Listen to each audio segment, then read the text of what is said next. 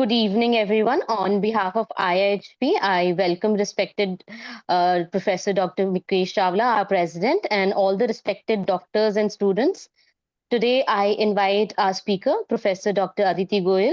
She is the HOD of Repertory Department at Baxen Homeopathic Medical College, Greater Noida, where she has been working since past 10 years, and she's reviewed many peer and non-peer publication in various journals, postgraduate guide since 2017. She's also done her postgraduate in learning disabilities and ADHD.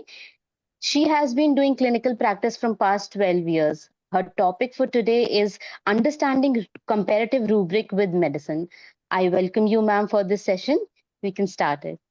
Thank you so much, Nivedita, and good evening to all. So we will start with the topic comparative rubrics. So actually what happened is when we took a case, और जब हम patient के symptoms को interpret करके उसको analyse करके रिपर्टराइज करने की कोशिश करते हैं, then we find many similar rubrics in the repertory and then we got confuse कि हम एग्जैक्ट रूब्रिक क्या लें. तो इसीलिए हमें कंपैरेटिव रूब्रिक्स स्टडी करना बहुत जरूरी है, जिससे कि हम उसके बीच का डिफरेंशिएशन समझ पाए. Slide is not changing. Okay. So the first significance of knowing these comparative rubrics is to take exact rubric during case processing. So what happened is because these rubrics कहीं ना कहीं ये similar हैं, meaning के अंदर related हैं, तो इनके अंदर कहीं ना कहीं similar group of remedies होती हैं. But the point is कि the difference is in rubrics के अंदर medicine की grading में difference हो सकता है. तो जितना exact rubric हम उसमें opt करेंगे, उतनी exact हम intensity of remedy ले सकते हैं. और जितना एग्जैक्ट हमारा रूब्रिक और रेमेडी की इंटेंसिटी होगी, उतने एग्जैक्ट उतना इफेक्टिव हमारा प्रिस्क्रिप्शन होगा. So second point is to take correct intensity of the medicine. Then third point is क्योंकि ये रूब्रिक सिमिलर होते हैं, इनमें कहीं ना कहीं मियाजमेटिक क्लीवेज होती है. फॉर एग्जाम्पल, आप पेशेंट के अंदर एंगर उठा रहे हैं और एक पेशेंट कह रहा है कि उसमें एंगर 3+ है, वायलेंट एंगर है, दैट इज रेज. तो कहीं ना कहीं जो रेज है, it is a syphilitic rubric. तो हम पेशेंट की मियाजमेटिक क्लीवेज के अकॉर्डिंग, जिस डिसीज से वो सफर कर रहा है और जिस पैथोलॉजी से वो सफर कर रहा है, उसके मियाजमेटिक क्लीवेज को हम रूब्रिक की मियाजमेटिक क्लीवेज से मैच कर सकते हैं. सो this is because of these significance हमें इन रूब्रिक्स के बारे में जानकारी होनी चाहिए. तो हम स्टार्ट करते हैं पहले डिफ्रेंशिएशन से. रूब्रिक्स हैं shagreen, वेक्सेशन, indignation, resentment and mortification.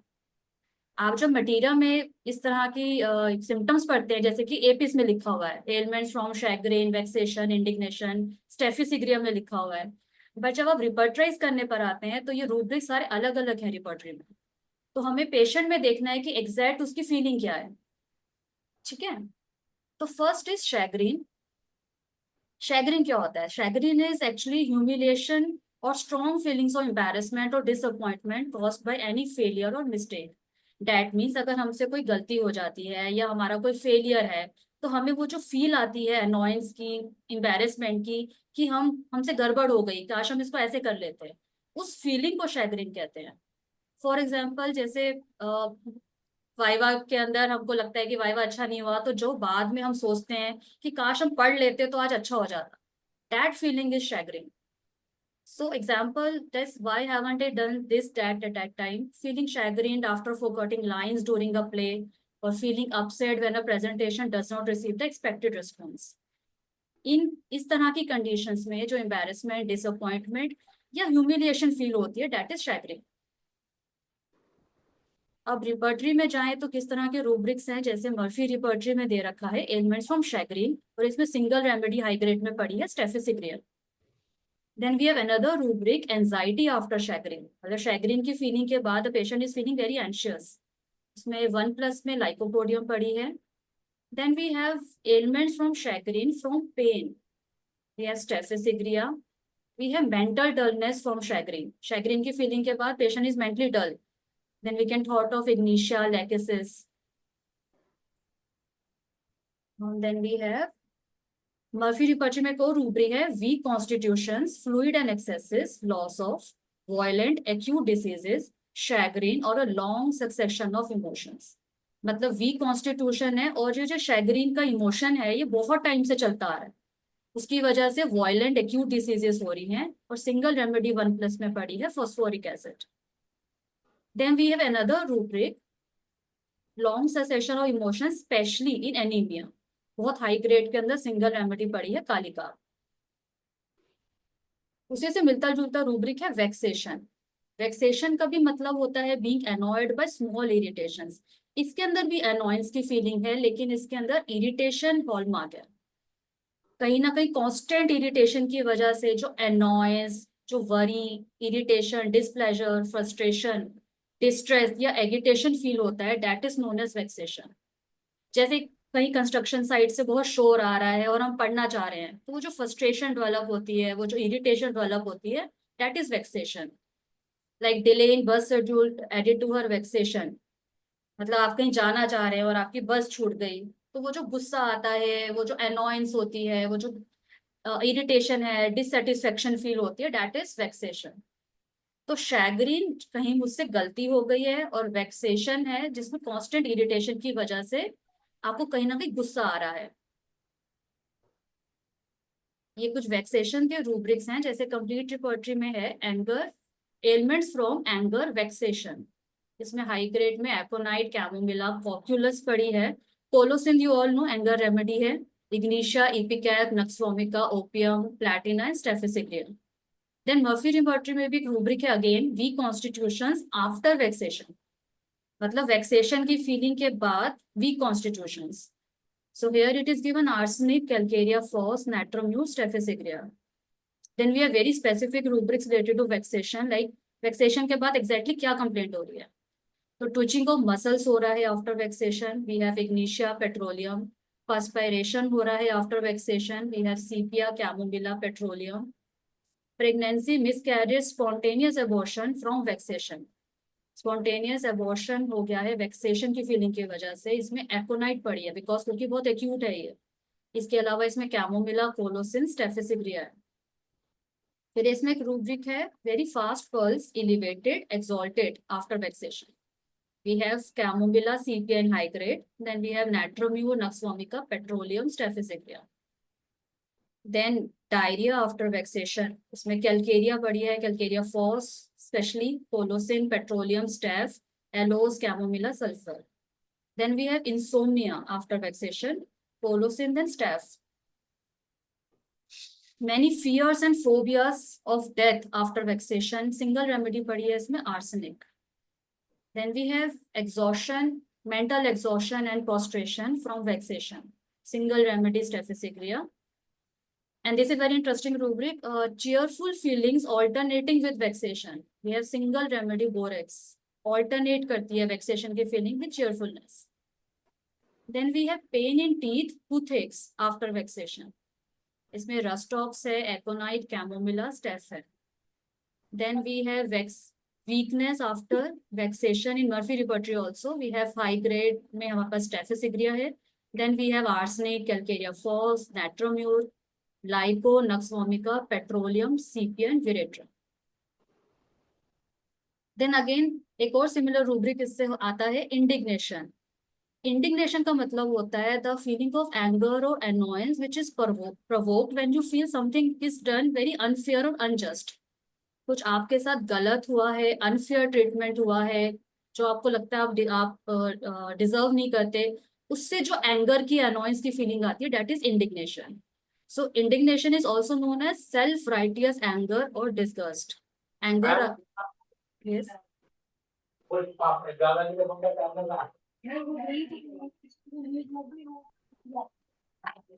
So this is anger aroused by something perceived as unjust, very mean, offensive or unworthy. जैसे for example rise in taxes has aroused public indignation, या जो एक camp हो रहा है उसका support अगर निकल गया, उसके बाद जो पेशेंट, जो कंपेनर्स के अंदर इंडिग्नेशन की feel I.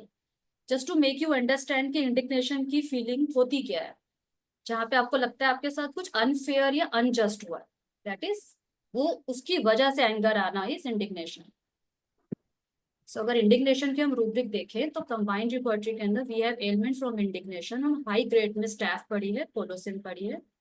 Then we have mind cheerful, again alternating with burst of indignation, here it is given aurum and capsicum.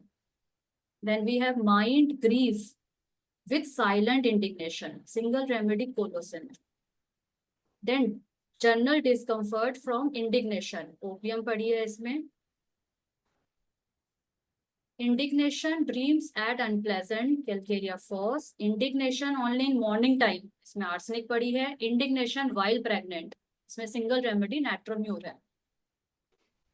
फिर उसी से मिलता जुलता एक रूब्रिक है रिजेंटमेंट। कुछ रिपर्टरीज में रिजेंटमेंट रूब्रिक दिया है, मॉडर्न रिपर्टरीज में कहीं पर रिजेंटमेंट को का सिनोनिम दिया है इम्बिटर्ड। सो रिजेंटमेंट क्या होता है? Feeling of indignant displeasure caused by a sense of any injury और insult, a sense of agitation in the mind against some happening cause और ऑब्जेक्ट। मीन्स अगर आपके साथ आप किसी बात से हर्ट हुए हैं या आपको किसी वजह से गुस्सा आया है, कुछ बुरा लगा है, उससे दिमाग के अंदर जो कांस्टेंट एगिटेशन और इरिटेशन बनी हुई है, that is known as resentment. जैसे फॉर एग्जाम्पल किसी टीचर ने बहुत गलत रिजल्ट दिया, बैड ग्रेड्स दिए, बहुत ज्यादा एफर्ट्स करने के बाद भी, तो कहीं ना कहीं उस स्टूडेंट के मन में एक रिजेंटमेंट रह गई उस टीचर के लिए। या for example a person might harbour resentments towards their parents for not providing a supportive upbringing.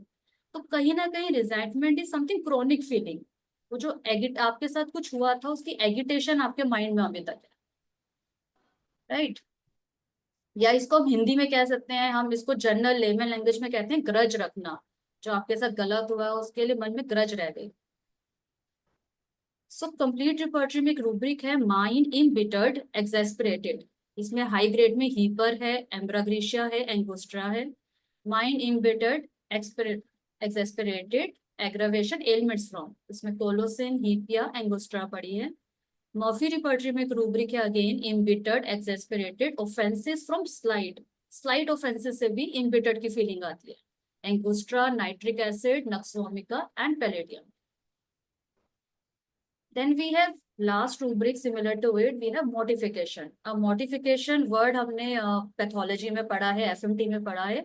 So mortification means actually local death of tissues like in gangrene or necrosis.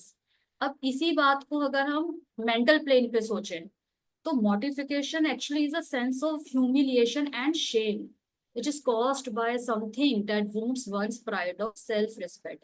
मतलब इतनी humiliation की feeling आना, एक Shem की feeling आना, जिससे कहते हैं ना हिंदी में कि अंतरात्मा ही मर गई, इतना ज्यादा बुरा लगना। सो we can say a feeling of extreme embarrassment और humiliation. So an instance in which you are caused to lose your prestige और सेल्फ रिस्पेक्ट। ऐसा कोई इंसिडेंट, ऐसी कोई बात, ऐसा कोई लाइफ का इंसिडेंट जिसमें आपको इतनी ह्यूमिलिएशन और शेम की फीलिंग आ रही है, जिसमें आपको लग रहा है आपकी सेल्फ रिस्पेक्ट चली गई है, that is mortification. So for example, to the mortification of the show organizers, the top performer withdrew at the last minute. So that means कि जो शो परफॉर्मर था उसने छोड़ दिया, तो जो शेम की फीलिंग आना। फॉर एग्जाम्पल किसी को बहुत कम मार्क्स मिले हैं, तो किसी बच्चे को अपने पेरेंट्स को रिपोर्ट कार्ड शेयर करने में जो मोटिफिकेशन की फीलिंग आ रही है, तो mortification is actually a shame and you can say mortification is a syphilitic rubric, क्योंकि ये एक्सट्रीम एम्बेरसमेंट और ह्यूमिलेशन की फीलिंग है। So just to summarise again, हम दोबारा से अगर इसको देखें एक बार, तो शैग्रीन होता है कि आपसे जब कोई गलती हुई है उससे जो एम्बेरसमेंट और एंगर की फील आना। Vexation is due to constant irritation, उससे जो डिसप्लेजर, रिकॉर्डिंग डिससेटिस्फेक्शन स्टार्ट हो की गई फील है। आ रही है। 5 सेकंड वापस। एंड इंडिग्नेशन इज आपको लगता है आपके साथ कुछ गलत हुआ है, उससे एंगर की फील आना। रिजेंटमेंट का मतलब है कांस्टेंट एगिटेशन माइंड में बना हुआ है। And mortification is extreme embarrassment और you can say a feeling of shame. So I hope these rubrics are clear to all of you. Yes, ma'am. चलिए फिर आगे चलते हैं। नेक्स्ट है rubrics on admonition, रेप्रिमेंड्स and reproach. इनको एक एक करके समझते हैं। एडमोनिशन का मतलब होता है जस्ट अ वार्निंग और अ रिमाइंडर। मतलब आप किसी को सिर्फ एक वार्निंग दे रहे हैं। फॉर एग्जाम्पल आप किसी को ये कह रहे हैं कि घर लेट मत आइएगा, आप जा तो रहे हो लेकिन 10 बजे तक आ जाना। तो दिस इज एडमोनिशन। अभी आपने किसी को डांटा नहीं है, आपने सिर्फ उसको एडवाइस दी है या उसको समझाया है, वार्निंग दी है। So admonition is actually a warning, only a reminder, counsel, advice, friendly or gentle criticism, warning against fault or oversight. piece of advice that is also a warning to someone about their behavior. जैसे आप 10 बजे से late हुए तो हम आपको आने नहीं देंगे, तो that is admonition. Polite reproof, act of cautioning or encouraging or reminding only, or you can say earnest friendly advice. तो this is a very सोरिक rubric. अभी आपने डांट नहीं पड़ी है, सिर्फ एक वार्निंग देना किसी को. लेकिन जो सेंसिटिव रेमेडीज होते हैं they got aggravated by admonition also. So इस तरह के बहुत से रूब्रिक्स हैं, जैसे कंप्लीट रिपर्चरिंग रूब्रिक है एडमोनिशन एग्रावेट. तो आप देखोगे इसके अंदर ज्यादातर जो रेमेडीज हैं they are very mentally fragile and mentally sensitive. तो इसमें हाई ग्रेड में बेलेडोना है, कैल्केरिया है, कार्सिनोसिन है, क्योंकि कार्सिनोसिन को लगता है कि सब खुश रहने चाहिए हम और कुछ भी गलत नहीं होना चाहिए, हाईली डिलीजेंट रेमेडी. तो उसको एडमोनिशन से भी एग्रावेशन हो जाती है. इग्निशिया है diligent remedy, kali carb, lycopodium, nux vomica, platina and stannum. इसके अलावा एक रूब्रिक है mind weeping tearful mood admonition from, मतलब एडमोनिशन से ही रोना आ रहा है. कैल्केरिया, कालिका, लाइकोपोडियम इसमें हाई ग्रेड में पड़ी है. और थोड़ा लो ग्रेड में belladonna, carcinosin, china, ignatia, natrum mur, nitric acid, platina, staphysagria है. मर्फी में एक इंटरेस्टिंग रूब्रिक है एडमोनिशन एग्रावेट और ailment from in children. Sir, I'll request everybody to kindly be on mute. So this is specific rubric for children, ailments from admonition in children. तो इसमें carcinosin है मिडोराइना में. Again we have a rubric ailments from kindly admonition. Admonition is again very polite reproof, लेकिन उसको भी अगर बहुत politely, बहुत kindly बोला गया है उससे भी aggravation. इसके अंदर अगेन बेलेडोना, प्लैटिना, स्टेनम है. इसके अलावा carcinosin, china, ignatia, nux vomica है. Then second rubric is reprimand. कह सकते हैं कि एडमोनिशन से थोड़ा सिवियर कैटेगरी है, क्योंकि इसके अंदर आप फॉर्मल क्रिटिसिज्म पे आ गए हैं. To speak in an angry and critical way to someone who has done something wrong और disobeyed an order. Speaking in an एग्रिंग वे. तो रेप्रीमेंड्स मीन्स किसी को डांटना, किसी से कोई गलती हुई है, कुछ गलत हुआ है, उसको डांट लगाना in an angry and critical way. Reprimands के अंदर भी बहुत सारे रूब्रिक्स हैं हमारी रिपर्टरी में. कंप्लीट में एक रूब्रिक पड़ा है over sensitive to reprimands, criticism and reproaches. इसमें हाई ग्रेड में कार्सिनोसिन है, इग्निशिया है, मिडोराइनम है, स्टेफ. कहीं ना कहीं रूब्रिक्स के अंदर वो रेमेडीज ज्यादा पड़ी होंगी जो बहुत सेंसिटिव होंगी और जो बहुत डिलीजेंट होंगी. लेकिन एक रूब्रिक है इसके अंदर indifference to all the reprimands, apathy to all the reprimands. इसके अंदर सिंगल रेमेडी हाई ग्रेड में पड़ी है merc. Then we have laughing after reprimands. High grade में single remedy है graphitis. We have dilatation of pupils, mydriasis after reprimand. High grade में 3+ में single remedy है stremonia. Then specific complaints क्या क्या हो रही है reprimands के बाद, जैसे dilatation हो रही है pupils की या indigestion हो रही है after reprimands, तो इसमें सीना पड़ी है. Diarrhea after reprimands में we have staphylococcus. Then we have convulsive spasmodic cough after reprimands. इसमें सिंगल रेमेडी पड़ी है मॉस्कस. Then फाटक रिपर्टरी में एक रूब्रिक है reprimands aggravate. Again we have ignitia, colocynth, opium and staphylococcus. एक मर्फी रिपर्टरी में बड़ा इंटरेस्टिंग रूब्रिक है एंगर टेम्पर टेंट्रम्स आफ्टर रेप्रिमेंड्स. मतलब पेशेंट में टेम्पर टेंट्रम्स दिखा रहा है after रेप्रिमेंड्स. So we have chamomilla, we have cinna, ignitia and natromyl. Then last rubric among these is reproaching. Now reproaching you can again say is a syphilitic rubric, क्योंकि reproaching का मतलब होता है criticizing और blaming someone often for a failure or mistake. एक है कि आप पेशेंट को एक वार्निंग दे रहे हो, दूसरा है कि आप पेशेंट को पर्सन को डांट रहे हो, और तीसरा है कि रिप्रोचिंग के अंदर आप किसी को ब्लेम कर रहे हो. So expression of disappointment or displeasure for conduct that is blameworthy or need of amendment. It means blame, discredit, disapproval और disgrace. हिंदी में रिप्रोच को हम कह सकते हैं किसी को धिक्कारना. एक होता है डांटना, लेकिन एक होता है कि उसको और सीवियर कैटेगरी में ले जाए, तो किसी को धिक्कारना, ब्लेम करना, criticize very sharply. So reproach is actually an expression of very strong disapproval. Reproach के अंदर हमारे पास दोनों तरह के रूब्रिक है। एक है कि एलिमेंट्स फ्रॉम रिप्रोचेस, रिप्रोच करने से जो प्रॉब्लम आ रही है, एग्रावेशन हो रही है, इसमें अगेन हाई ग्रेड के अंदर ignatia, natrum mur, opium, angustura, belladonna, calcarea, carcinosin, chamomilla, graphites, kali carb, lyco medo, nux platina, stannum, staph, stramonium, इस तरह के मेडिसिन हैं। Then we have mental and emotional consequences. Ailment from reproaches में मेंटल एंड इमोशनल कॉन्सिक्वेंसेस हो रहे हैं, तो ignatia, calcarea, graphites, kali carb, lyco, platina. Then we have other rubric, reproaches oneself, मतलब ऐसी रेमेडी जो अपने आप को ही ब्लेम करती रहती है, ऐसी रेमेडी जो कहीं ना कहीं जिनके अंदर ऑटो इम्यून की टेंडेंसी डेवलप हो जाएगी। रिप्रोचेस वन सेल्फ, अपने आप को ही ब्लेम करना, इसमें हाई ग्रेड में है एकोनाइट, आर्सेनिक, ऑरम पड़ी है इसके अंदर, digitalis, hyos, ignatia, natrum mur, opium, pulsatilla and thuja. Then we have insanity, madness, reproaches others, मतलब इंसैनिटी है to reproach others, single remedy 4+ में लाइकोपोडियम पड़ी है। Then we have mind, weeping, tearful mood after reproaching, platina पड़ी है इसके अंदर, calcarea, ignatia, kali carb, natrum mur etcetera. Then we have convulsions, spasms from reproaches, इसमें ओपियम है, इग्निशिया है और अगैरिकस है। देन एंगर फ्रॉम रिप्रोचेस, इसमें इग्निशिया है, lycopodium, staph, cadmium, chamomilla, colocynth, crocus, इस तरह के मेडिसिन हैं।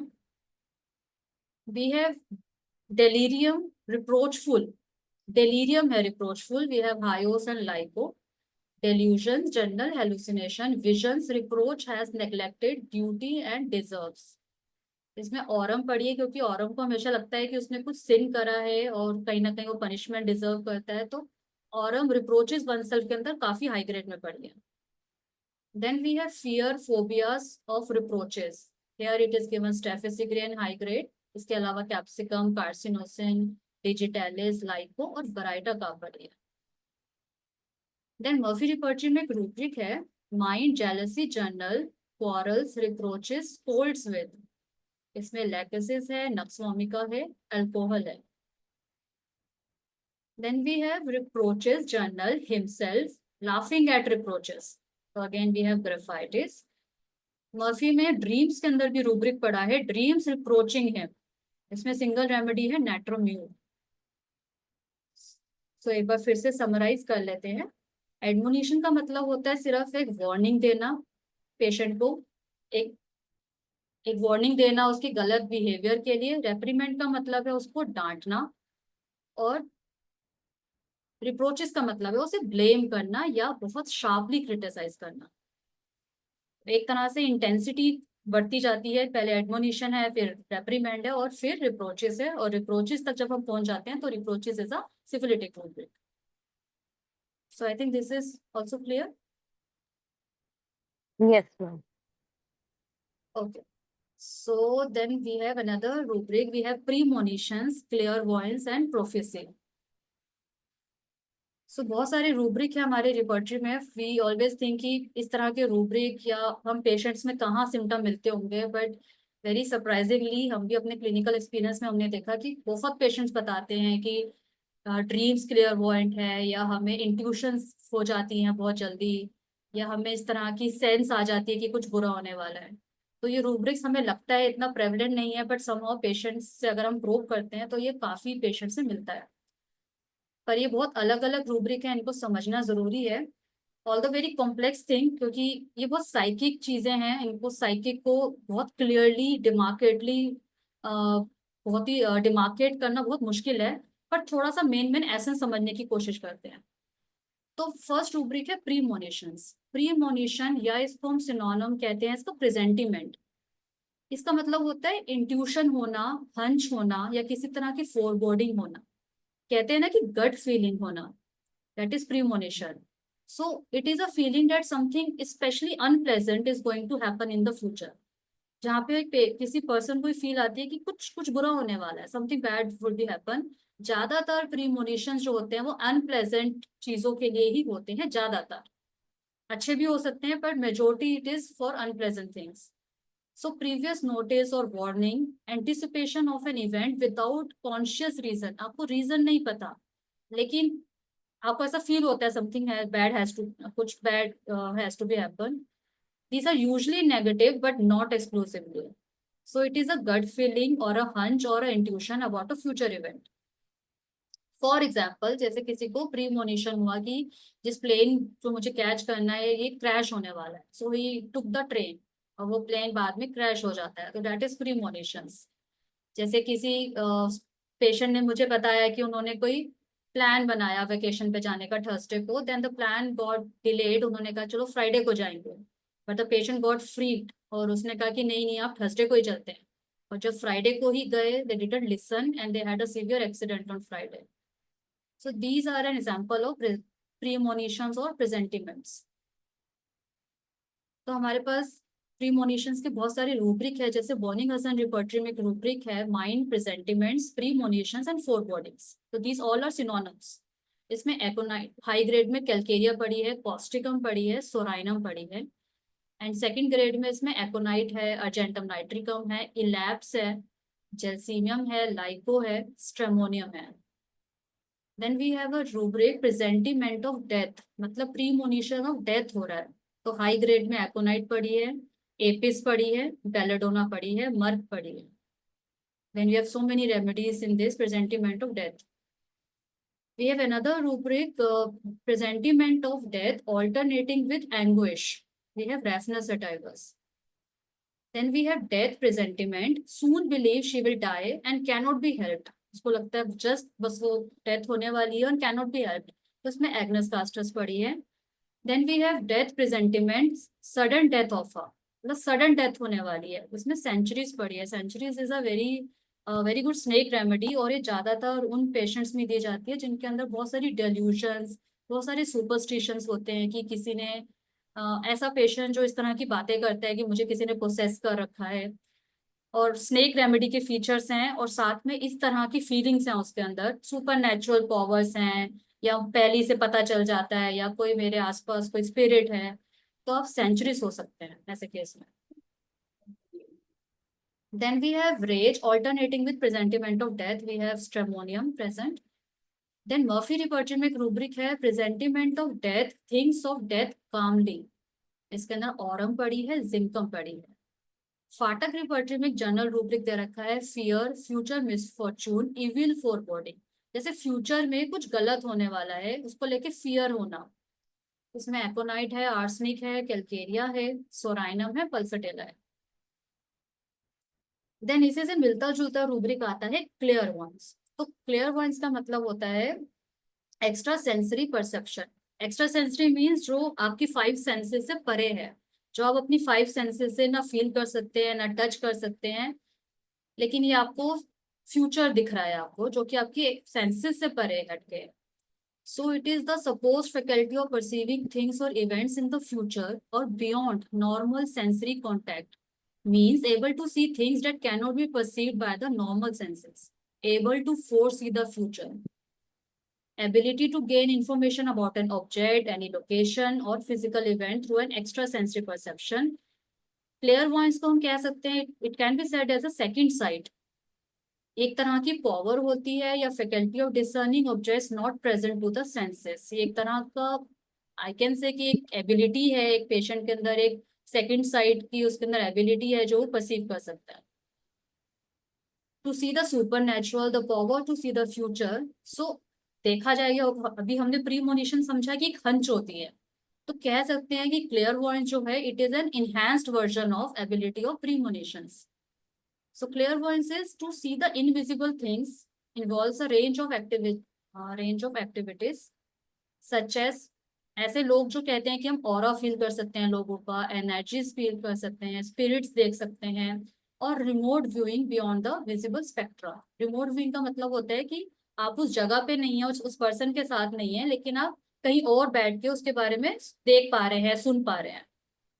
तो क्लियरवॉयंस के 3 लेवल्स होते हैं। पहला होता है प्री कॉग्निशन, मतलब आप पीछे के इवेंट्स भी देख सकते हैं, जैसे मे बी कई मूवीज में देखा हो कि डेड बॉडी है या कोई सामान रखा है, उसके पीछे की आप इवेंट्स देख रहे हैं कि क्या हुआ था। रेट्रोकॉग्निशन, सॉरी, प्री कॉग्निशन मतलब फ्यूचर के इवेंट्स देख रहे हैं, एंड रेट्रोकॉग्निशन मतलब किसी भी ऑब्जेक्ट को देख के या पर्सन को देख के आप पीछे के इवेंट्स देख रहे हैं। तो प्री कॉग्निशन इज फ्यूचर के इवेंट्स, रेट्रो कॉग्निशन इज पीछे के इवेंट्स, एंड रिमोट व्यूइंग मतलब कि आप एक ही समय में कहीं और बैठे हैं लेकिन कहीं और का समय या किसी और पर्सन को देख या सुन पा रहे हैं. सो डेट इज क्लेयरवॉयंस.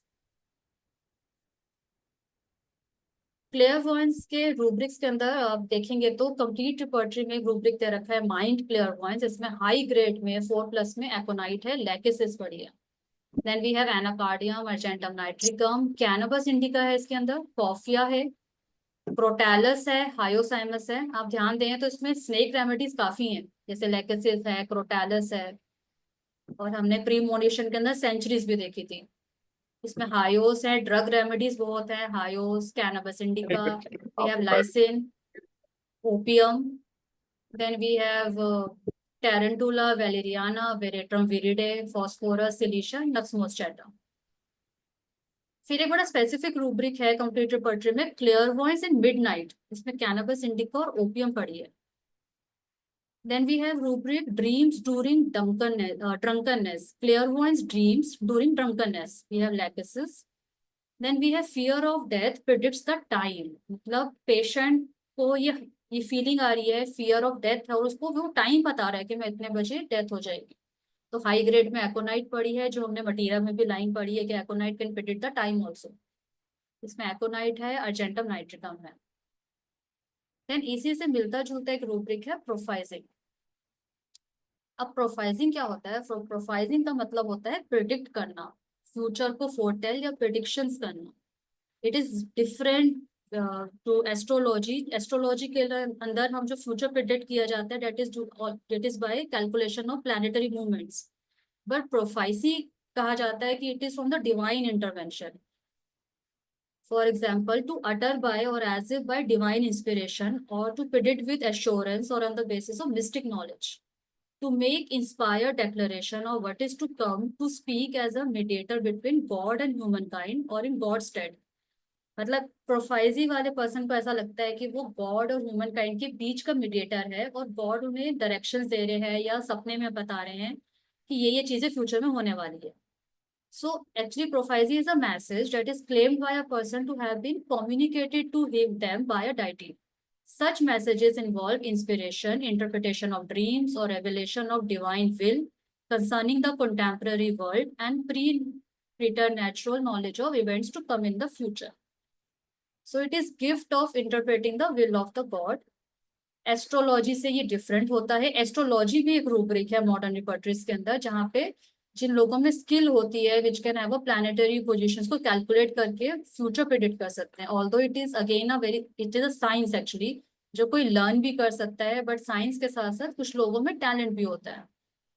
प्रोफाइसी की बात करें तो सबने एक बुक पढ़ी होगी नॉस्ट्राडेमस की, प्रोफाइसिस ऑफ नॉस्ट्राडेमस, जहाँ पे नॉस्ट्राडेमस ने काफी 100 साल पहले ही बहुत सारी फ्यूचर इवेंट्स को लेके प्रेडिक्शंस करी थी. And these predictions are written in the verses form. और जब वो फ्यूचर में हो रही हैं तो कहीं ना कहीं पीपल गो बैक टू नॉस्ट्राडेमस और उसको कोरिलेट करते हैं कि अरे ये बात तो कही गई थी बुक के अंदर.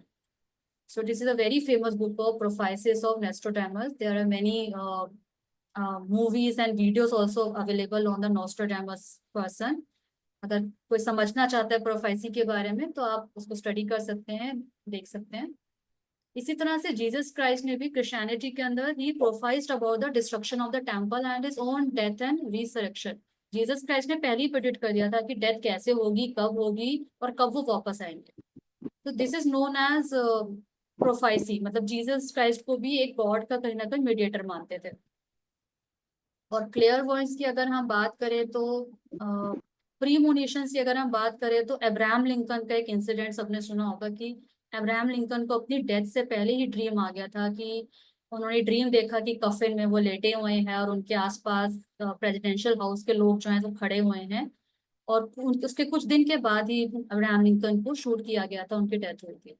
सो दिस इज प्रीमोनिशंस, जहाँ पे आपको ड्रीम के थ्रू या आपको गट फीलिंग के थ्रू कुछ आभास हो जाता है.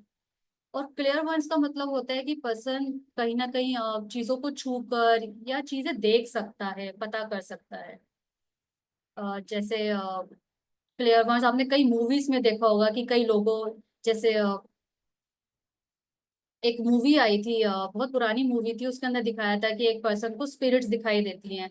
तो कहीं कोई जगह पे उन्होंने देखा कि बहुत सारे ब्लैक कपड़ों में लोग घूम रहे हैं, तो देन उसको लगा कि कहीं ना कहीं आपको एक्सीडेंट होने वाला है मेजर, और ये जो है कि यमदूत घूम रहे हैं, और वो सब लोगों को खाली करवाती है और पता चलता है कि वहां पे सच में एक बड़ा एक्सीडेंट हो गया था, वहां पे फायर ब्रोक आउट, और अगर वो नहीं हटाती तो बहुत सारे लोग मर जाते। तो दिस इज क्लियर वॉइस, जहाँ पे उसको वो स्पिरिट्स दिख रही है और लग रहा है कि समथिंग कुछ होगा पक्का यहाँ पर। सो ये एक एबिलिटी है, ये एक तरह का एक्स्ट्रा सेंसरी परसेप्शन है। प्रीमोनिशन एक हंच और गट फीलिंग है, और प्रोफाइसिंग इज समथिंग एल्स, जहाँ पे आपको लगता है कि भगवान आपको कुछ मैसेजेस दे रहे हैं। सो इन तीनों रूब्रिक में से कह सकते हैं clear voice is a syphilitic rubric, क्योंकि इसके अंदर आपको this is beyond the normal senses. So clairvoyance is very syphilitic kind of thing. Prophecy you can said as syphilitic भी ले सकते हैं, psychotic भी ले सकते हैं, psychosyphilitic kind. But mind you, इस तरह के सिम्टम आपने जब पेशेंट एक या दो बात आपको कोई बताए तब नहीं उठाने।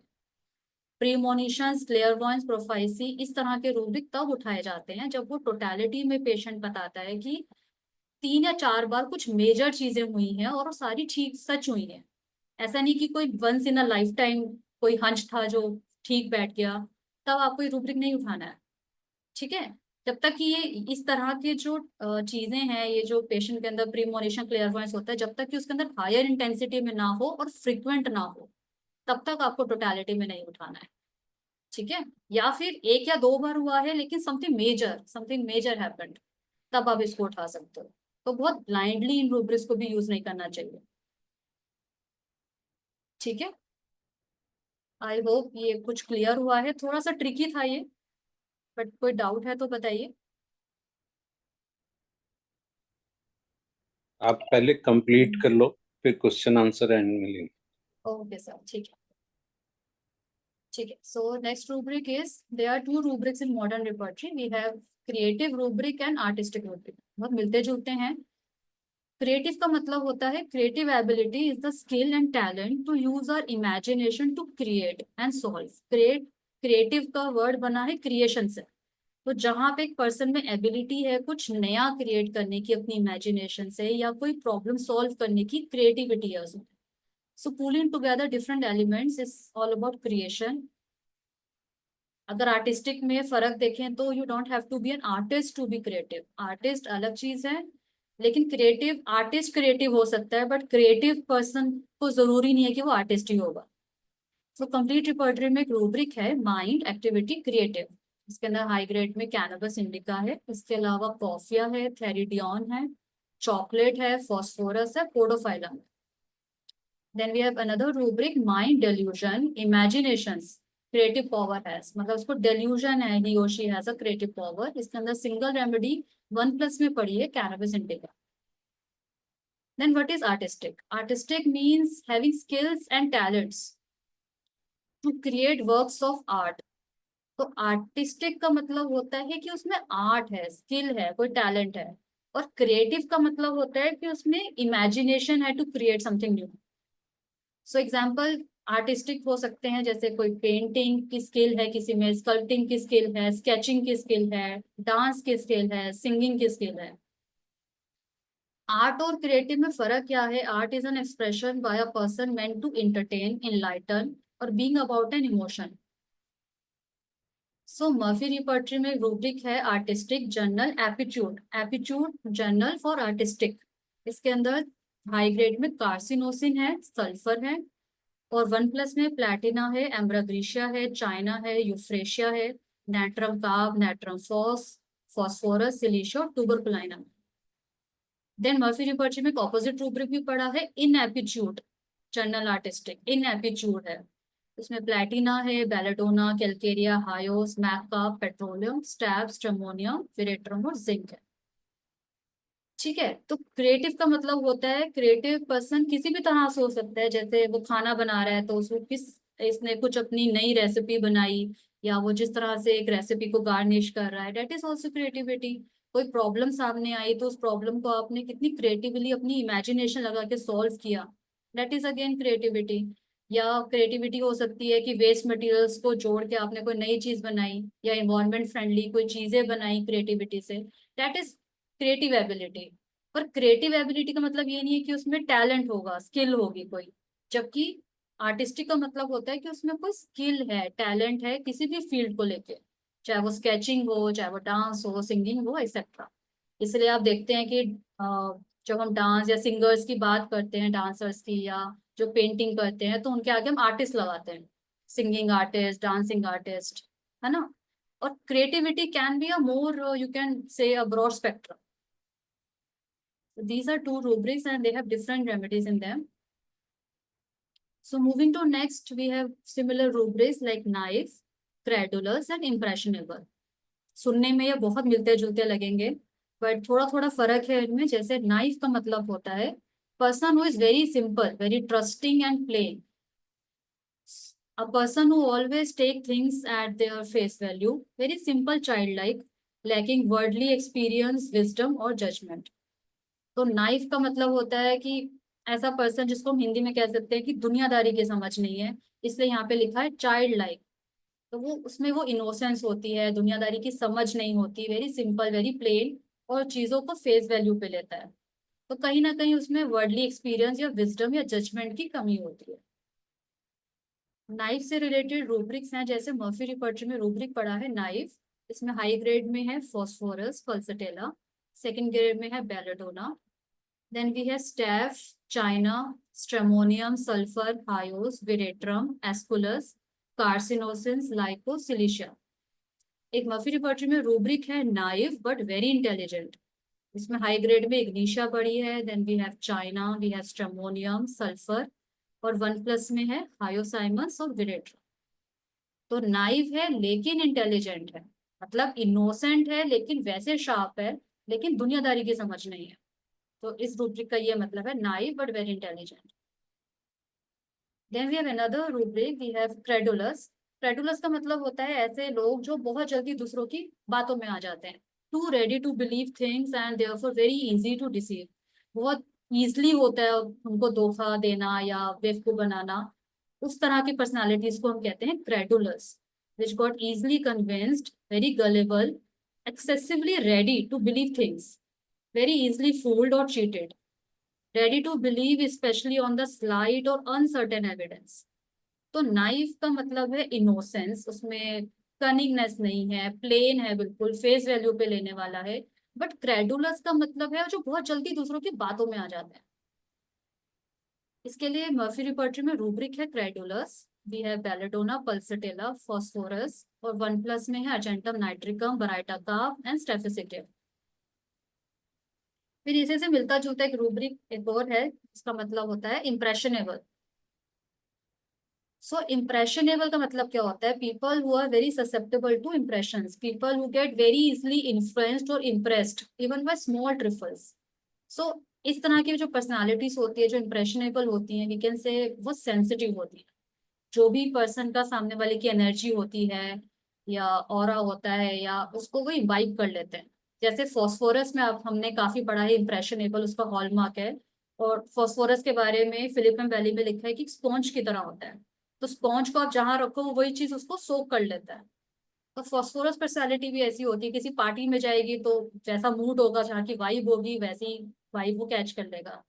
और अगर वो किसी ऐसे लोगों से बात करेगा जो दुखी हैं, परेशान हैं, तो वो उनकी फीलिंग्स को इम्बाइब कर लेगा। सो इम्प्रेशनेबल उस तरह से हम समझ सकते हैं, which are susceptible to influence, very easily influenced, making them susceptible to adopting ideas, beliefs or behaviors from others. Impressionable person can be changed by his or her experiences like a sponge who soaks up ideas. So for example, जैसे कोई person को कोई भी किसी sales person ने एक pitch the and he got easily persuaded, or a person being inspired by an uplifting story or a beautiful piece of art or by a scenic beauty. जैसे कहीं पे एक पर्सन सनसेट देखने गया और वो जो उसकी वाइब है उससे इंस्पायर हो गया, उसका मूड वैसा हो गया, या कोई स्टोरी पढ़ी तो वो इंस्पायर हो गया जल्दी। A child developing a positive attitude towards reading after being exposed to engaging books. तो इम्प्रेशनेबल मतलब जल्दी किसी सामने वाले का, कोई भी सामने कोई पर्सन है, कोई जगह है, कुछ उसने इंस्पिरेशनल कुछ देखा है, पढ़ा है, सुना है, उससे जल्दी इंप्रेशन ले ले, that is impressionable. So complete repertory में एक रूब्रिक है इम्प्रेशनेबल, जिसमें हाई ग्रेड में कैलकेरिया है, कार्सिनोसिन है, कॉस्टिकम, सिक्यूटा, कॉक्यूलस, जेलसीमियम, आयोडम, पल्सटेला, स्टेफिसिग्रिया, ट्यूबरकुलाइनम और इग्निशिया है। सेकंड ग्रेड में इसमें फॉस्फोरस है, आर्सेनिक है, natrum carb, natrum mur, then we have crocus, tarentula, antim crude and antim crude. So एक रूब्रिक है कंप्लीट रिपर्टरी में, इसका सब रूब्रिक है इम्प्रेशनेबल बाय एवरीथिंग अनप्लेजेंट। इसमें कोनियम है, phosphorus, symphytum, coffea and lyssin. Complete repertory में एक रूब्रिक है sensitive to all external impressions. ये भी कहीं ना कहीं इम्प्रेशनेबल पर्सनालिटी ही शो करता है, sensitive to all the external impressions. इसमें फॉस्फोरस है, nitric acid, iodum, nux vomica, staph and cocculus, colchicum. Then we have very specific rubric sensitive to mental impression only. इसमें phosphorus है, nitric acid, iodine, digitalis, hyper, etc. Then we have sensitive to moral impressions. इसमें high grade में pulsatilla है और 1+ में nux vomica, digitalis, china, staph, ignitia, इस तरह की मेडिसिन पढ़ी हैं. Then we have sensitive to sensual impressions. तो complete repertory में sensitive to external impressions में बड़े सारे सब rubric हैं, to mental impression, to moral impressions and to sensual impressions. तो sensual impressions के अंदर phosphorus, nitric acid, ammonium का, aurum, china, ग्रेफाइटिस, लाइको, नाइट्रम का, इस तरह की मेडिसिन है. बता दो, सबको कॉल कर दिया है, एक ने भी रिस्पांस नहीं दिया. आई थिंक सिर्फ मेरा काम नहीं था ये. Only few are participating.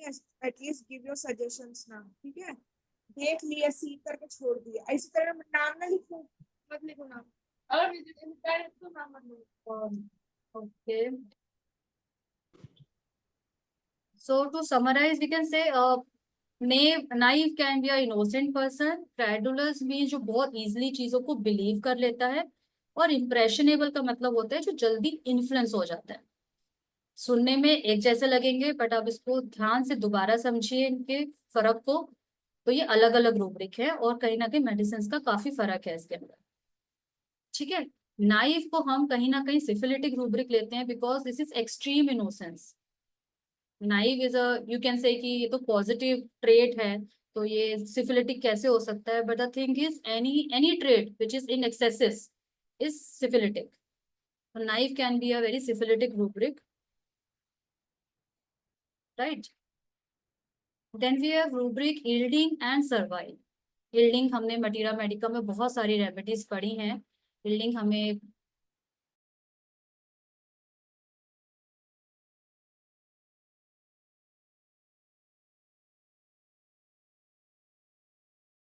they are yielding. So yielding means की will होती है, इच्छा होती है, वही करते हैं. The quality of concealing or submitting और surrendering to be able to admit that the other person may be true. जैसे कोई ग्रुप डिस्कशन हो रहा है तो इसने कहा कि नहीं ऐसा होना चाहिए, दूसरे ने कहा कि नहीं ऐसा होता है, तो यील्डिंग पर्सन क्या कहेगा, ओके आप जो कह रहे हैं वैसा भी हो सकता है, वो सबमिट कर देगा कि हाँ हो सकता है कि आप सही कह रहे हैं. So the person who give way to arguments, demands और प्रेशर इज यील्डिंग पर्सनालिटी. इससे रिलेटेड रूब्रिक्स हैं, जैसे कंप्लीट रिपर्टरी में है yielding disposition. So we all know we have lycopodium, we have pulsatilla, we have cocculus, crocus, cuperum, nixomica, sepia, silicia, ignitia, we have calcarea silicata, then we have cannabis sativa, cicuta, murex, phosphorus, etc. There is a rubric in Murphy repertory which means yielding passive alternating with obstinacy. देखिए yielding के लिए synonym passive भी लगाया गया है इसके अंदर, alternating with obstinacy मतलब yielding भी है, alternating with stubbornness.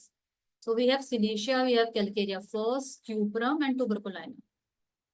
एक मर्फी रिपर्टरी में रूब्रिक है yielding passive, can't say no to yielding, मतलब can't say no, मना ही नहीं कर सकते किसी चीज के लिए. इसमें हाई ग्रेड में स्टैफ पड़ी है और सेकंड ग्रेड में पल्सटेला, सिलिशिया, कार्सिनोसिन है. मर्फी रिपर्टरी में एक स्पेसिफिक रूब्रिक है चिल्ड्रन के लिए, yielding passive children. We have silicia, pulsatilla, calcarea first, baryta carb and fluoric acid. Clark repertory में भी इससे रिलेटेड एक रूब्रिक है जिसमें डिस्पोजिशन करके दिया है, yielding disposition, and we have single 1+ remedy pulsatilla. Then मिलते जुलते रूब्रिक है सर्वाइल, ऑब्सिक्वेस एंड सबमिसिव. अब देखा जाए तो इंग्लिश के टर्म्स के अकॉर्डिंग ये रूब्रिक्स कहीं ना कहीं अलग हैं, कहीं ना कहीं में डिफरेंशिएशन है, लेकिन रिपर्टरीज में ये कोमा करके सिनोनिम की फॉर्म में दिए हैं। तो थोड़ा सा इनको समझ लेते हैं। ऑब्सिक्वेस का मतलब यही होता है very excessively eager and attentive to please और to obey all the instruction. मतलब उसमें बहुत ज्यादा होता है कि इंस्ट्रक्शन बहुत अच्छे से फॉलो करनी है एंड टू प्लीज करने के लिए बहुत अटेंटिव होता है। ऑब्सिक्वेस का मतलब होता है trying too hard to please somebody specially who is important. जो उसके लिए इम्पोर्टेंट है उसको बहुत खुश करने के लिए बहुत कोशिश करता है। Compliant with someone else orders और विशेस। सर्वाइल को समझे अगर, सर्वाइल का मतलब होता है हैविंग और showing excessive willingness to serve और to please and others pertaining to serve as a slave. मतलब अगर हम कोई ऐसा पर्सन जो वो किसी को इम्पोर्टेंट समझता है, उसके लिए बहुत रिस्पेक्ट है या उसको खुश रखना चाहता है, तो वो उसके लिए इतना सर्व करना चाहता है, इतना खुश रखने की कोशिश करता है कि उसके अंदर वो स्लेविश हो जाता है। Pertaining to serve as a slave. और सबमिसिंग का मतलब यही है सबमिटिंग टू अदर्स अनरेजिस्टिंगली और हम्बली ओबीडियंट। तो देखा जाए यील्डिंग से और हायर इंटेंसिटी के रूब्रिक्स हैं servile, obsequious and submissive and these can be syphilitic. क्योंकि सर्वाइल का मतलब है एक्सट्रीम डिग्री ऑफ यील्डिंगनेस। मतलब इतनी ज्यादा यील्डिंगनेस, इतनी ज्यादा सबमिसिवनेस कि आप स्लेव की तरह काम करने लगे हो। तो इसके लिए रूब्रिक है कंप्लीट रिपोर्टरी में माइंड, सर्वाइल, ऑब्सिक्वेस, सबमिसिव। इसमें हाई ग्रेड में पल्सटेला पड़ी है, lyco, silicea, populus, sepia, aurum, cuprum, crocus, sulphur and chamomilla. Clarke में एक रूब्रिक है अलग से टेम्परामेंट के under. Temperament submissive, single remedies में पल्स पड़ी है। तो इसमें इन दोनों रूब्रिक्स में यही फर्क है कि यील्डिंग का मतलब होता है कि जो दूसरा कह रहा है उसको मान जाना, अपनी बात को छोड़ के चलो जो दूसरा कह रहा है वैसा कर लेते हैं। So it give way to arguments या डिस्कशन। लेकिन सर्वाइल के अंदर ये हायर इंटेंसिटी में होता है which can lead to slavishness. So you can say yielding is kind of psorosycotic and servile is syphilitic rubric. So we come to next one now. We have affectation, foppish and hypocrisy. देखिए affectation Kent repertory के first page पे ही दे रखा है and people always confuse it to affection rubric. But affectation अलग rubric है। Affectation का मतलब होता है हिंदी में दिखावा करना। तो कोई ऐसे पर्सन, कोई ऐसी पर्सनालिटीज जिनके बिहेवियर में, बोलने के तरीके से या लिखने के तरीके से समझ में आता है they are pretentious and it is design to impress. मतलब मोटिव होता है दूसरों को इम्प्रेस करना। Any behaviour which is not natural to oneself और इनसिंसियर बिहेवियर और artificial behaviour. An effort of appearing more valuable और important, more intended to impress और पुटिंग ऑन अ शो। मतलब दूसरों को इम्प्रेस करने के लिए दिखावा करना, विच कैन कोई भी जेस्टर्स में हो सकता है, बिहेवियर में हो सकता है, बोलने के तरीके में हो सकता है या लिखने में हो सकता है।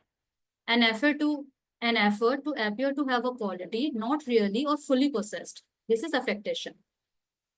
जैसे फॉर एग्जाम्पल, जैसे कुछ लोग होते हैं वो एक्सेंट में बात करते हैं which is not natural to a person. तो बहुत ज्यादा सोफेस्टिकेटेड साउंड करने के लिए वो अपने बोलने के तरीके में एक्सेंट लाते हैं। या ऐसे लोग जो नॉलेज किसी भी सब्जेक्ट को लेके, स्पेसिफिक सब्जेक्ट को लेके ऐसा शो करते हैं कि उन्हें बहुत नॉलेज है, to sound more culture, to sound more intelligent. इस तरह के लोगों में अफेक्टेशन रूब्रिक ले सकते हैं। या फॉर्मेलिटी इन स्पीच है, कई लोग बहुत फॉर्मली किसी से बात करते हैं, बहुत ज्यादा जो पता चलता है कि प्रिटेंशन है और कहीं ना कहीं वो फॉर्मेलिटी जो वो दिखा रहे हैं it does not fit the context और the relation with the other person. तो इस तरह से अगर किसी पेशेंट में आप पर्सनालिटी में ये नेचर में ये ट्रेट देखते हैं कि ही टेंड टू सो अफेक्टेड, इसमें अफेक्टेशन की टेंडेंसी है, तब आप ये रूब्रिक ले सकते हैं। तो कंप्लीट रिपर्टरी में रूब्रिक है अफेक्टेशन, जिसमें स्ट्रोमोनियम पड़ी है हाई ग्रेड में। इसके अलावा एलुमिना पड़ी है, carbo veg, causticum, conium, graphites, hyos, lyco, mezereum, natrum mur, platina, veratrum. अब स्पेसिफिक रूब्रिक की बात करें तो इसमें कंप्लीट रिपर्टरी में सब रूब्रिक है affectation in gestures and acts. इसमें हायोसाइमस है, मिसेरियम है, स्ट्रेमोनियम है, विरेट्रम है। और एक और सब रूब्रिक है affectation in words and expressions. Words और एक्सप्रेशंस में अफेक्टेशन है, जिसमें लाइको पड़ी है, प्लैटिना एंड विरेट्रम। इसी से मिलता जुलता एक रूब्रिक है foppish, which is given in modern repertory synthesis और कंप्लीट में दे रखा है। फॉपिश का मतलब होता है कि कोई पर्सन अपने अपीयरेंस या अपने ड्रेसिंग सेंस को लेके बहुत ज्यादा दिखावा करता है in excessive way, concerned with his or her clothes and appearance in an effective and excessive way, overtly concerned with extreme elegance in the dress or manner, very neat and smart, often to the point of being vain or excessively fashionable.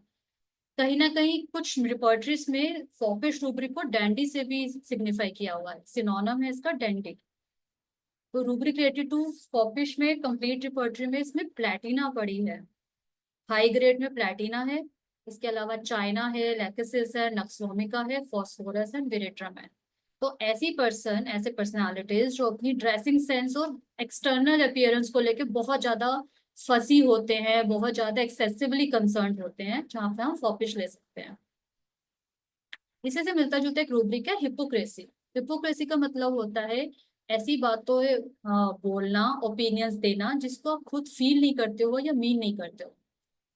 तो behavior that does not agree or contradicts with what someone claims to believe or feel. A feeling to be what one is not or to believe what one does not. More intending to deceive. अगर आप ध्यान से समझें तो affectation के अंदर हमने motive देखा था to impress others. So affectation is more intended to impress others, उसका मोटिव होता है कि लोग उससे इम्प्रेस हों। लेकिन हिपोक्रेसी के अंदर वो कहीं ना कहीं इंटेंडेड टू डिसीव, मतलब वो एक गलत पिक्चर पोर्ट्रे करता है। जैसे फॉर एग्जांपल एक person who claims to be vegetarian but secretly eats meat, जो वेजिटेरियन के बारे में बातें बताता है, बोलता है, लेकिन वो सीक्रेटली मीट खाता है या नॉन वेज खाता है। A teacher who is supposed to be non-discriminatory but says unkind things to others, एक टीचर जहाँ पे वो बिलीव करती है या बोलती है कि नॉन डिस्क्रिमिनेटरी होना चाहिए but she got partial two other people. इस तरह की पर्सनालिटीज को हिपोक्रेसी कहते हैं, कि जो वो बोल रहे हैं, जो वो लोगों से बात कर रहे हैं, अपनी ओपिनियंस या बातें बता रहे हैं, लेकिन कहीं ना कहीं वो इसको ना तो मीन करते हैं, ना वो अपनी लाइफ में करते हैं, और ना ही इस तरह की चीजों को फील करते हैं अंदर से। That is hypocrisy. तो हिपोक्रेसी से रिलेटेड रूब्रिक्स हैं, जैसे कंप्लीट में है माइंड हिपोक्रेसी, इसमें 2+ में पढ़ा है pulsatilla, silicea, sulphur. We have baryta carb, we have causticum, lyco, merc, nux vomica, phosphorus and sepia. Murphy repertory में भी इसको लेके रूब्रिक है विच इज हिपोक्रेसी बिहेवियर। इसमें हाई ग्रेड में पल्सेटेला पड़ी है, silicea, sulphur, lyco, then we have thuja, then again we have britaka, caustica, murk, nux vomica, phosphorus, sepia and ignitia। फाटक रिपोर्टरी में हिपोक्रेसी करके रूब्रिक है जिसमें सिंगल रेमेडी 1+ में पड़ी है विच इज फॉस्फोरस। सो कहीं ना कहीं अफेक्टेशन दिखावा है दूसरों को इम्प्रेस करने के लिए, फॉपिश अपनी अपीयरेंस को लेके दिखावा है, और हिपोक्रेसी है एक टू डिसीव अदर्स, एक ऐसी पिक्चर बनाना या put on a show which is totally deceitful, जो कि आप नहीं हो वो आप पोर्ट्रे कर रहे हो, that is hypocrisy, right. Then we come to another rubric which is vanity and hoarding. So vanity काफी रूब्रिक रिपोर्टरीज में दिया हुआ है और बहुत प्रैक्टिस में काफी यूज होता है। So vanity means excessive pride in one's appearance, qualities, abilities और achievements. Vanity का मतलब होता है कि सेल्फ पोसेस्ड, मतलब अपने में ही बहुत ज्यादा प्राउड होना, अपनी चाहे वो अपीयरेंस को लेकर हो, चाहे वो अपनी अकम्पलिशमेंट्स को लेकर हो, चाहे वो क्वालिटीज एबिलिटीज को लेकर हो, अपने में ही बहुत ज्यादा प्राइड होना। और अगर आप वैनिटी को और डीपली समझेंगे तो वैनिटी का मतलब एक वेन भी होता है। सो मतलब वैनिटी ये भी कहा जाता है, it is said as an extreme pride for no और major apparent reason and delving in self created world of megalomania. मतलब ऐसी पर्सनालिटी जो बहुत ज्यादा अपने पे उनको प्राइड है, लेकिन आप उनसे पूछोगे और उनकी लाइफ हिस्ट्री में देखोगे तो ऐसा कुछ आपको बहुत मेजर एपरेंट रीजन नहीं लगता उस प्राइड के होने का। पर vanity people have excessive desire to notice also, इनको अटेंशन चाहिए होती है, they seek external validation, they are too interested in one self.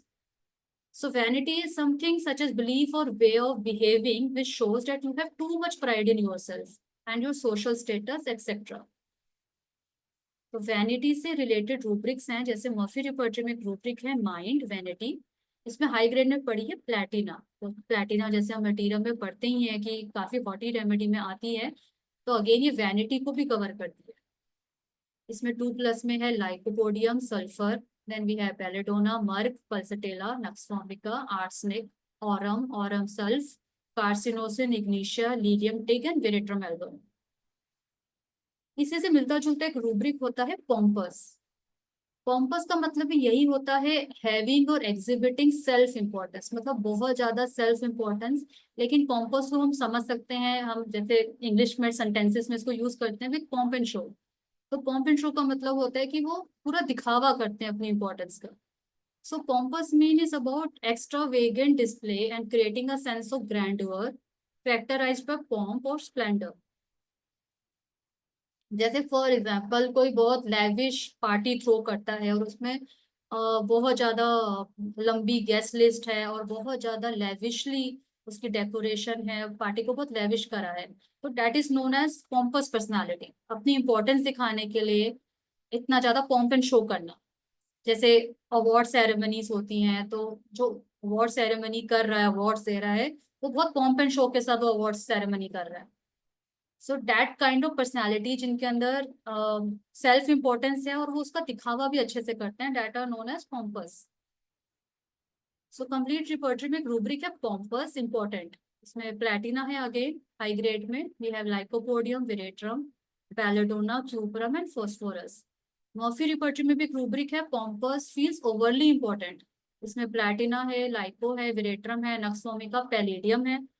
Palladium we all no बहुत अटेंशन सीकिंग पर्सनालिटी होती है, इसको एप्रिसिएशन की नीड बहुत हॉलमार्क है इसकी।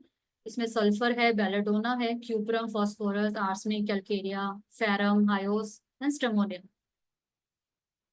अब आप कहेंगे कि वैनिटी भी अपने ऊपर प्राइड है और पॉम्पस भी कहीं ना कहीं अपने ऊपर प्राइड है, मगर हमारे पास तो हॉटी रूब्रिक अलग से दे ही रखा है। तो हॉटी प्राइड करके रूब्रिक तो हमारे पास है ही। तो हॉटी का मतलब क्या होता है? तो हॉटी के अंदर भी प्राइड है, लेकिन हॉटी में क्या होता है, दीज पीपल बिकेम डिसडेनफुली प्राउड। मतलब इनके अंदर इतना एक तरह का एटीट्यूड होता है कि हम सुपीरियर हैं बाकी लोगों से। एंड क्योंकि हम बाकी लोगों से सुपीरियर हैं, हमसे बाकी लोग जो है हमसे इंफीरियर है, हमसे नीचे के दर्जे के हैं, सो दे डेवलप, कहीं ना कहीं उनके अंदर इंसोलेंस आ जाती है, रूडनेस आ जाती है, या कंटेम्प्ट आ जाता है फॉर द पीपल और the things they perceive to be inferior. Contempt का मतलब होता है एक्सट्रीम हेट्रेड। इंसोलेंस का मतलब होता है बदतमीजी करना, बदतमीजी से बात करना या बिहेवियर करना। और रूडनेस मतलब रूडली बोलना, सार्कास्टिक बोलना। तो हॉटी पर्सन्स के अंदर क्या होता है कि एटीट्यूड के साथ साथ, प्राइड के साथ साथ, घमंड के साथ साथ उनके अंदर ये वाली फीलिंग होती है कि बाकी लोग इंफीरियर है, तो वो कहीं ना कहीं बाकी लोगों के लिए उनमें ये एटीट्यूड आ जाता है। So they become blind about others and their importance. उन्हें दूसरों की इंपॉर्टेंस ही नजर नहीं आती, वो दूसरों को देख ही नहीं पाते हैं। So haughtiness is overbearing state that offends and demean others. So they are kind of snobbish people. जैसे for example rich and haughty aristocrats looked down upon the common people with disdain, या he had a haughty manner, always correcting others and never admitting to being wrong. या कुछ seniors हैं team के अंदर, वो इतना hottie हैं, they always make the juniors feel inferior. तो हॉटीनेस के अंदर कहीं ना कहीं आप ये जरूर साथ में जोड़ेंगे कि वो दूसरों को डीमीन करता है या दूसरों को लुक डाउन अपॉन करता है, राइट।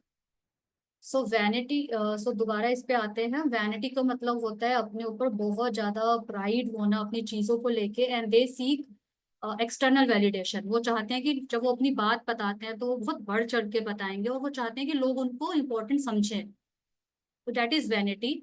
और उस वैनिटी के अंदर बहुत ज्यादा पॉम्प एंड शो करना, ग्रैंड्योर की फीलिंग देना दूसरों को, एग्जिबिटिंग सेल्फ इम्पोर्टेंस, स्प्लेंडर की फीलिंग देना, दैट इज पॉम्पस। और हॉटी का मतलब होता है इतना ज्यादा घमंड होना जिससे कि हम दूसरों को देख ही नहीं पा रहे हैं, दूसरों को इंफीरियर समझ रहे हैं। ठीक है। हॉटी को लेके बहुत सारे रूब्रिक्स हैं रिपर्टरी के अंदर। अगर हम जनरल रूब्रिक पे जाएं हॉटी, तो हाई ग्रेड रेमेडीज ही मैंने इसमें लिखी है सिर्फ हॉटी के अंदर। हाई ग्रेड रेमेडीज में है hyoscyamus, lyco, platina, stramonium, veratrum, palladium, lachesis, sulphur, conium, alumina, aurum, then we have china, phosphorus, pulsatilla, sepia, ipecac, staph and veratrum viride. इसके अलावा इसके सब रूब्रिक्स में पढ़ा है wishes to be flattered, pride wounded, wishes to be flattered. इसमें high grade में palladium पढ़िए, which we were talking about, कि पैलेडियम के अंदर एप्रिसिएशन की नीड बहुत ज्यादा होती है।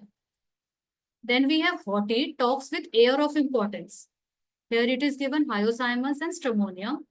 Then we have haughty, stiff and pretentious, lycopodium is there. Haughty with religiousness, platina is there. Haughty in pregnancy, very specific rubric. Haughty in pregnancy, we have veratrum album. Then we have haughty before menses, veratrum album. तो कहीं ना कहीं pregnancy and menstrual phase के अंदर veratrum album पड़े। Then we have haughty, self centred.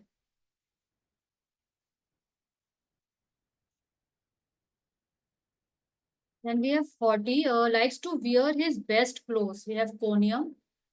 We have haughty, stupid and pride. इसमें hyoscyamus, lyco, platina, stramonium, veratrum, belladonna and calcarea है।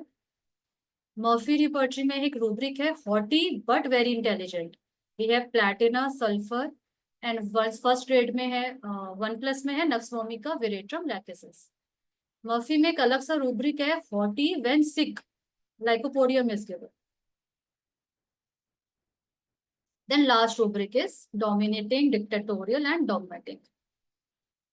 तो डोमिनेटिंग हम सब जानते हैं, डोमिनेटिंग का मतलब होता है कमांड करना, लोगों को बॉस करना, टू हैव अ कमांडिंग और a preeminent place of position, to exercise usually unwarranted power, दूसरों को डोमिनेट करना, कंट्रोल करना, to rule over, to govern और to control, this is known as dominating.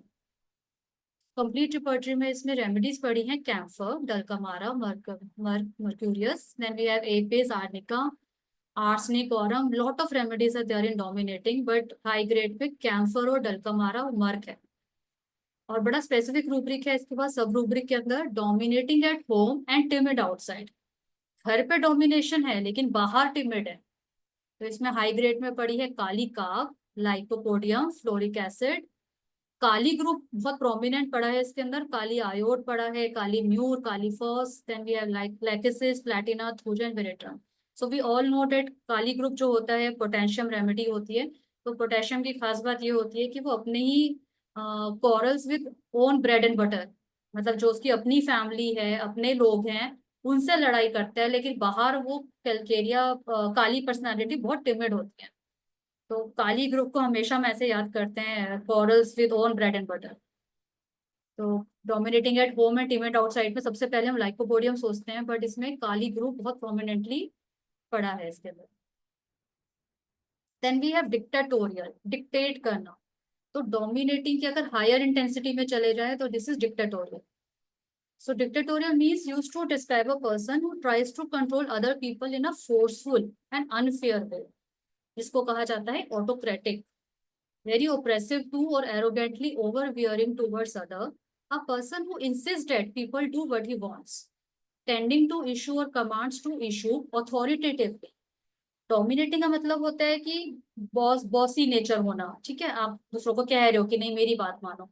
पर डिक्टेटोरियल में अब क्या आ गया, डिक्टेटोरियल में आ गया इन अ फोर्सफुल वे।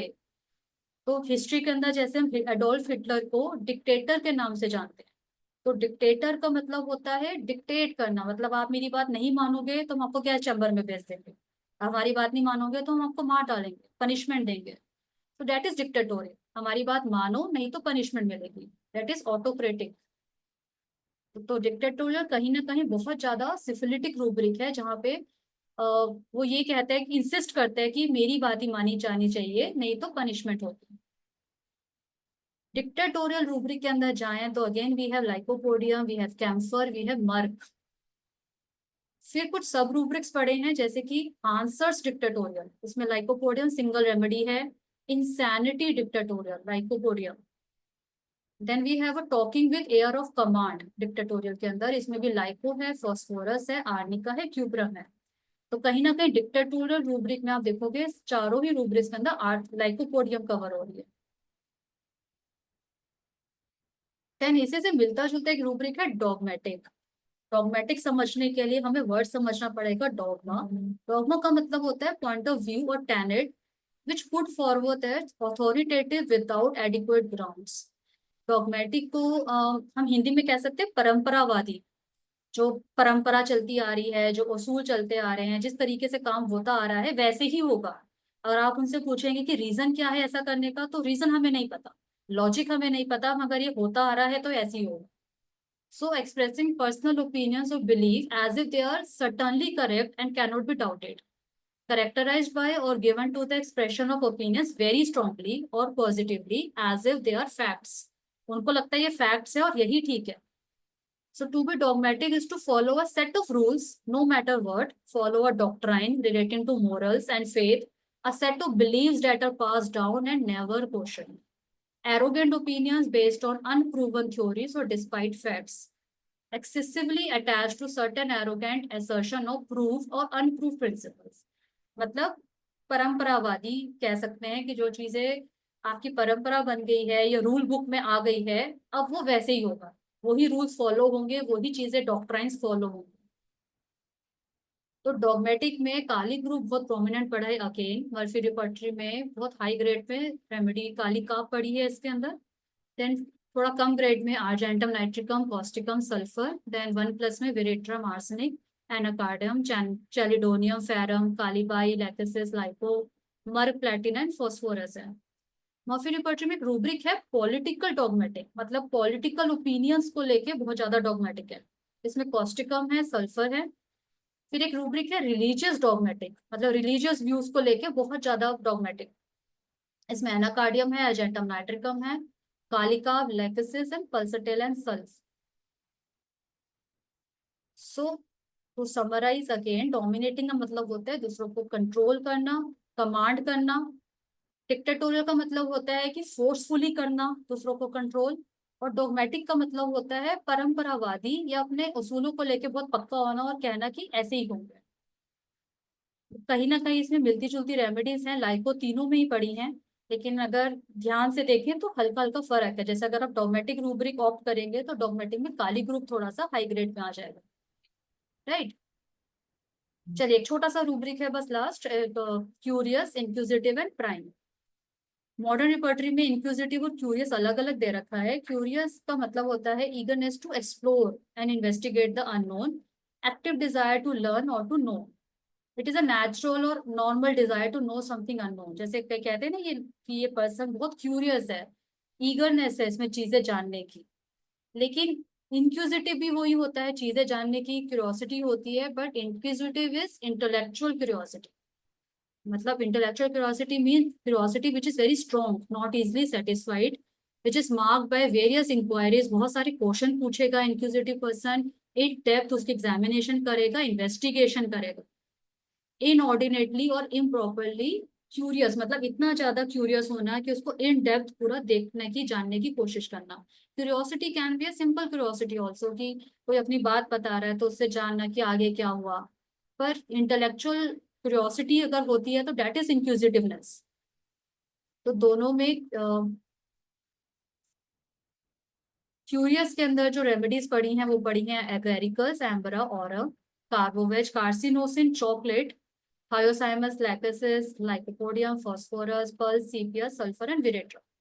एक कंप्लीट रिपर्टरी बड़ा इंटरेस्टिंग रूब्रिक है। इसमें है curious, training of the physician wants to know the, मतलब ऐसा पेशेंट जो फिजिशियन को बहुत क्वेश्चंस क्यूरियस होता है कि ये डॉक्टर जो है कहाँ से पढ़ा है, बहुत सारे क्वेश्चंस पूछता है डॉक्टर की क्वालिफिकेशंस को लेके। इसमें सिंगल रेमेडी पड़ी है फॉस्फोरस। इंक्विजिटिवनेस के अंदर पड़ी है एम्ब्राक्रिशिया हाई ग्रेड में, we have agaricus, we have hyoscyamus, lachesis, laurocerasus, lyco, puls, sepia, sulphur and veratrum. एक इसमें रूब्रिक है mind inquisitive, jumping from one subject to another, so then we have ambra grisea there। इसी से मिलता जुलता rubric है prime. Prime का मतलब होता है स्पाई करना, मतलब don't minding their own business, या हिंदी में कह सकते हैं जासूसी करना। इतनी ज्यादा क्यूरियोसिटी का लेवल है कि दूसरे की जासूसी करना। So mind spying everything. इसमें लैक्टिसिस पड़ी है, थूजा पड़ी है, carbo veg, lyco, puls, sepia, veratrum, we have antim crude, agaricus, aurum, calcarea, thios and sulfur. So this is it. So this I finished the presentation. If you have any doubts, you can ask me. Thank you, Aditi. Thank We'll invite questions and on any questions if you have. Hello, excuse me, doctor. Yes, Yeah. ma'am. Yes, yeah, I'm Dr. V. Padmajaro from Hyderabad. So it Okay. was really a very, very good session. Thank you, Dr. Thank you. Aditi. Thank you, And ma'am. so I have some questions, madam. So just Yes. to know Mhm. regarding this, what we call clairvoyance, the premonitions, and the third one which you have explained, prophecy. Okay. Prophesing. Prophesing. So prophesing is sorosephitic or soroscyphotic, we have told, Mhm. and clairvoyance is syphilitic, and premonitions, madam. Premonitions are there. Premonition.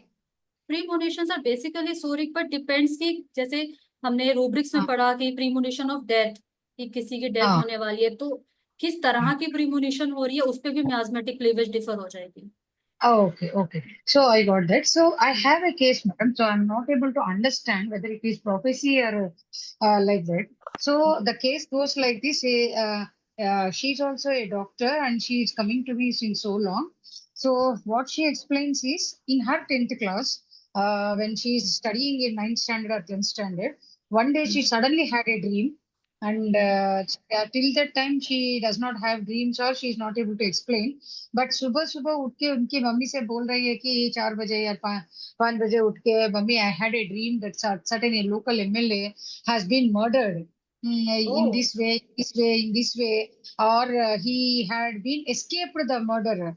That means ये ऐसा ऐसा दौड़ के आ रहा है, ऐसा आ रहा है, और ये एक प्लेटफॉर्म है, रेलवे प्लेटफॉर्म है, और वहां पे रेलवे प्लेटफॉर्म का स्टेशन का नाम जो मिलता है वो येलो बोर्ड में, तो वो सभी ये एक्सप्लेन कर रही है, और वो रेल में वो छूट गया था. दैट मीन्स वो he has been the murder plan has been failed. So like that she is explaining, but she doesn't know nothing about